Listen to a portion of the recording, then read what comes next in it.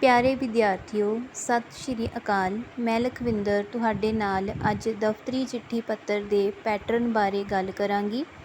ਇਸ ਦੇ ਨਵੇਂ ਅਤੇ ਸਹੀ ਪੈਟਰਨ ਬਾਰੇ ਜਾਣਕਾਰੀ ਦੇਵਾਂਗੀ ਕਿ ਕਿਵੇਂ ਤੁਸੀਂ ਪੇਪਰ ਦੇ ਵਿੱਚ ਇੱਕ ਚੰਗੀ ਪੂਰੇ ਅੰਕ ਪ੍ਰਾਪਤ ਕਰਨ ਵਾਲੀ ਚਿੱਠੀ ਪੱਤਰ ਲਿਖ ਸਕਦੇ ਹੋ, ਜਿਸ ਦੇ ਨਾਲ ਕਿ ਤੁਹਾਡੇ ਨੰਬਰ ਵੀ ਕੱਟੇ ਨਾ ਜਾਣ, ਕਿਉਂਕਿ ਇਹ ਦੇਖਿਆ ਜਾਂਦਾ ਹੈ ਕਿ ਅਕਸਰ ਹੀ ਵਿਦਿਆਰਥੀ ਪੇਪਰ ਵਿੱਚ ਚਿੱਠੀ ਪੱਤਰ ਦਾ ਪੈਟਰਨ ਭੁੱਲ ਜਾਂਦੇ ਹਨ ਅਤੇ ਗਲਤ ਕਰ ਆਉਂਦੇ ਹਨ। ਸੋ ਤੁਸੀਂ ਇਸ ਵੀਡੀਓ ਨੂੰ ਅਖੀਰ ਤੱਕ ਦਿਲਚਸਪੀ ਦੇ ਨਾਲ ਦੇਖਣਾ ਹੈ, ਸਮਝਣਾ ਹੈ। ਸੋ ਆਓ ਚੱਲਦੇ ਹਾਂ ਵਿਸ਼ੇ ਵੱਲ। ਸੋ ਸਾਡਾ ਅੱਜ ਦਾ ਵਿਸ਼ਾ ਹੈ ਦਫ਼ਤਰੀ ਚਿੱਠੀ ਪੱਤਰ ਕਿਵੇਂ ਲਿਖੀਏ। ਇਸ ਦੇ ਵਿੱਚ ਤੁਸੀਂ ਇਸ ਦਾ ਪੈਟਰਨ ਸਮਝਣਾ ਹੈ, ਅਰਥਾਤ ਪਹਿਲਾਂ ਪੰਜਾਬੀ ਹਿੰਦੀ ਚਿੱਠੀ ਪੱਤਰ ਵਿੱਚ ਪੱਤਰ ਲਿਖਣ ਦਾ ਪੈਟਰਨ ਸੱਜੇ ਹੱਥ ਵੱਲ ਸੀ, ਪਰ ਅੱਜ ਕਿਉਂਕਿ ਅੱਜ ਕੰਪਿਊਟਰ ਰਾਹੀਂ ਹਰ ਇੱਕ ਕੰਮ ਹੋ ਰਿਹਾ ਹੈ, ਇਸ ਦੇ ਕਾਰਨ ਅੰਗਰੇਜ਼ੀ ਵਿੱਚ ਪੱਤਰ ਟਾਈਪ ਕਰਨ ਸਮੇਂ ਖੱਬੇ ਪਾਸੇ ਵੱਲੋਂ ਹੀ ਲਿਖਿਆ ਜਾਂਦਾ। ਇਸ ਦੇ ਨਾਲ ਇਸ ਨੂੰ ਲਿਖਣਾ ਸੌਖਾ ਹੋ ਗਿਆ। ਸੋ ਪੰਜਾਬੀ ਅਤੇ ਹਿੰਦੀ ਵਾਲਿਆਂ ਨੇ ਵੀ ਪੱਤਰ ਦੇ ਪੈਟਰਨ ਨੂੰ ਇਸੇ ਤਰ੍ਹਾਂ ਹੀ ਅਪਣਾ ਲਿਆ। ਉਹ ਵੀ ਪੱਤਰ ਖੱਬੇ ਪਾਸੇ ਵੱਲੋਂ ਹੀ ਲਿਖਦੇ ਹਨ। ਕਈ ਸਕੂਲਾਂ ਵਿੱਚ ਜਾਂ ਕਈ ਵਿਦਿਆਰਥੀਆਂ ਨੂੰ ਅੱਜ ਵੀ ਪੁਰਾਣੇ ਪੈਟਰਨ ਅਨੁਸਾਰ ਪੜ੍ਹਾਇਆ ਜਾ ਰਿਹਾ ਹੈ, ਕਿਉਂਕਿ ਕਿਤਾਬਾਂ ਦੇ ਵਿੱਚ ਵੀ ਪੁਰਾਣਾ ਪੈਟਰਨ ਦਿੱਤਾ ਹੋਇਆ ਹੈ। ਇਹ ਗਲਤ ਤਾਂ ਨਹੀਂ, ਪਰ ਸਾਨੂੰ ਨਵੇਂ ਪੈਟਰਨ ਅਨੁਸਾਰ ਅਰਥਾਤ ਨਵੀਂ ਡਿਮਾਂਡ ਦੇ ਅਨੁਸਾਰ ਵੀ ਚੱਲਣਾ ਚਾਹੀਦਾ ਹੈ।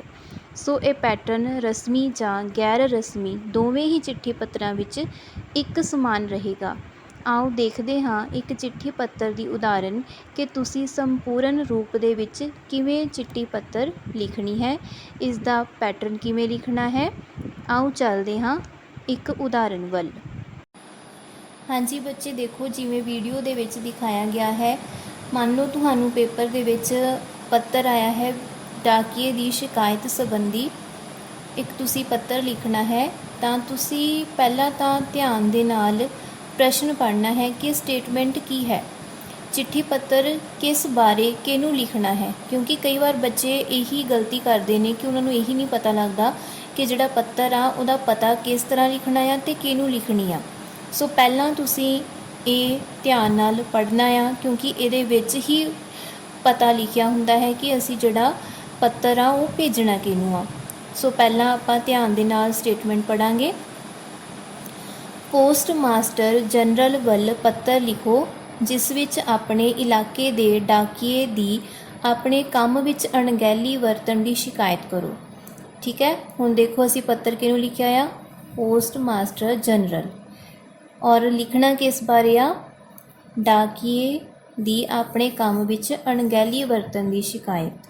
ਹੁਣ ਇਹ ਸਾਡਾ ਪਤਾ ਹੋ ਗਿਆ ਜਿਹਨੂੰ ਅਸੀਂ ਪੱਤਰ ਲਿਖਣਾ ਆ। ਇਹ ਸਾਡਾ ਹੋ ਗਿਆ ਵਿਸ਼ਾ। ਇਹ ਦੋਨੋਂ ਚੀਜ਼ਾਂ ਪੱਤਰ ਦੇ ਲਈ ਬਹੁਤ ਜ਼ਰੂਰੀ ਨੇ।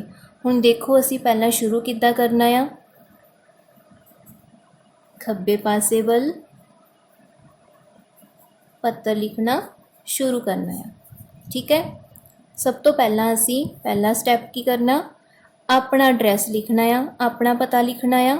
ਵੱਲੋਂ ਭਾਵ ਜਿਸ ਦੇ ਵੱਲੋਂ ਇਹ ਪੱਤਰ ਲਿਖਿਆ ਜਾ ਰਿਹਾ ਆ। 135 ਭਵਾਨੀ ਨਗਰ, ਮਜੀਠਾ ਰੋਡ, ਅੰਮ੍ਰਿਤਸਰ।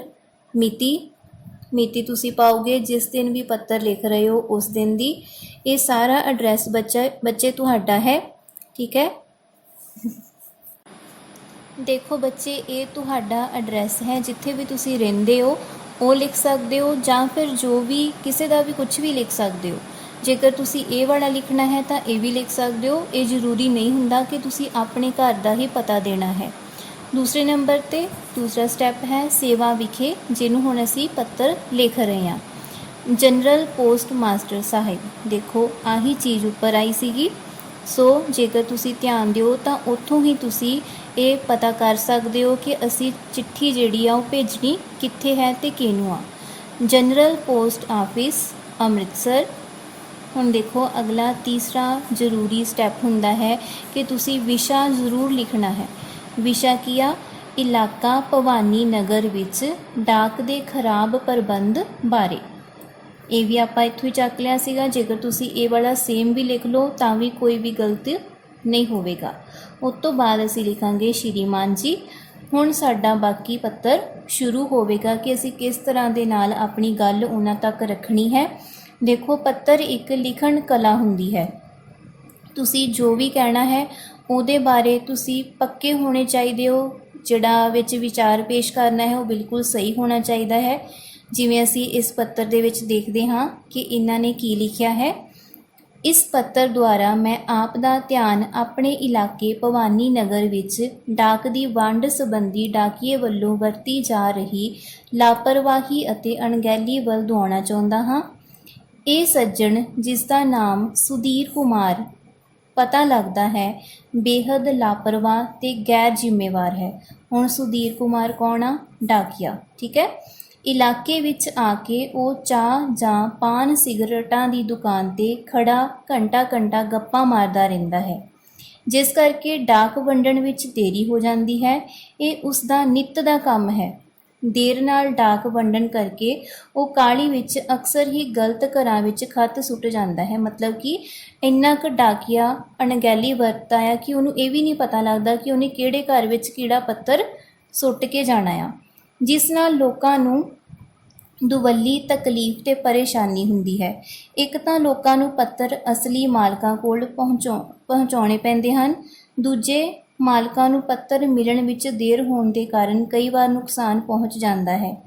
ਇਸ ਆਦਮੀ ਦੀ ਦੂਜੀ ਭੈੜੀ ਆਦਤ ਇਹ ਹੈ ਕਿ ਜਿਨ੍ਹਾਂ ਘਰਾਂ ਦੇ ਬਾਹਰ ਲੈਟਰ ਬਾਕਸ ਲੱਗੇ ਹੁੰਦੇ ਹਨ, ਉਹਨਾਂ ਦੇ ਪੱਤਰ ਵੀ ਥੜਿਆਂ ਜਾਂ ਡਿਓੜੀਆਂ ਵਿੱਚ ਸੁੱਟ ਜਾਂਦਾ ਹੈ। ਇਸ ਨਾਲ ਕਈ ਦਫਾ ਪੱਤਰ ਗੁੰਮ ਹੀ ਹੋ ਜਾਂਦੇ ਹਨ। ਇੱਕ ਹੋਰ ਖਰਾਬੀ ਹੈ ਕਿ ਜੇਕਰ ਇਹ ਮਨੀ ਆਰਡਰ ਜਾਂ ਰਜਿਸਟਰੀ ਪੱਤਰ ਲੈ ਕੇ ਆਉਂਦਾ ਹੈ ਤਾਂ ਮੰਗ ਦੇ ਇਨਾਮ ਲੈਂਦਾ ਹੈ। ਕੋਈ ਨਾ ਦੇਵੇ ਤਾਂ ਬੜੀ ਅਪਮਾਨਜਨਕ ਸ਼ਬਦ ਵਰਤਦਾ ਹੈ। ਭਾਵ ਕਿ ਉਹਦੇ ਵਿੱਚ ਬੋਲਣ ਦੀ ਵੀ ਅਕਲ ਨਹੀਂ ਹੈਗੀ। ਉਹ ਪੈਸੇ ਮੰਗਦਾ ਆ ਅਤੇ ਜੇਕਰ ਕੋਈ ਨਹੀਂ ਦਿੰਦਾ ਤਾਂ ਉਹਦੇ ਨਾਲ ਵੀ ਉਹ ਖਰਾਬ ਸ਼ਬਦਾਵਲੀ ਵਰਤਦਾ ਆ। ਆਪ ਅੱਗੇ ਬੇਨਤੀ ਹੈ ਕਿ ਜਾਂ ਤਾਂ ਸਾਡੇ ਇਲਾਕੇ ਵਿੱਚ ਕਿਸੇ ਹੋਰ ਡਾਕੀਏ ਦੀ ਡਿਊਟੀ ਲਗਾਈ ਜਾਵੇ ਜਾਂ ਇਸ ਕਰਮਚਾਰੀ ਨੂੰ ਸਖਤ ਤਾੜਨਾ ਕੀਤੀ ਜਾਵੇ ਤਾਂ ਕਿ ਇਹ ਆਪਣੇ ਵਤੀਰੇ ਵਿੱਚ ਸੁਧਾਰ ਲਿਆਵੇ। ਅੰਤ ਵਿੱਚ ਅਸੀਂ ਆਸ ਕਰਦੇ ਹਾਂ ਕਿ ਆਪ ਇਸ ਸਿਲਸਿਲੇ ਵਿੱਚ ਛੇਤੀ ਕਾਰਵਾਈ ਕਰੋਗੇ। ਧੰਨਵਾਦ। ਸਾਹਿਤ ਆਪ ਦਾ ਵਿਸ਼ਵਾਸ ਪਾਤਰ ਨਵਜੋਤ ਸਿੰਘ।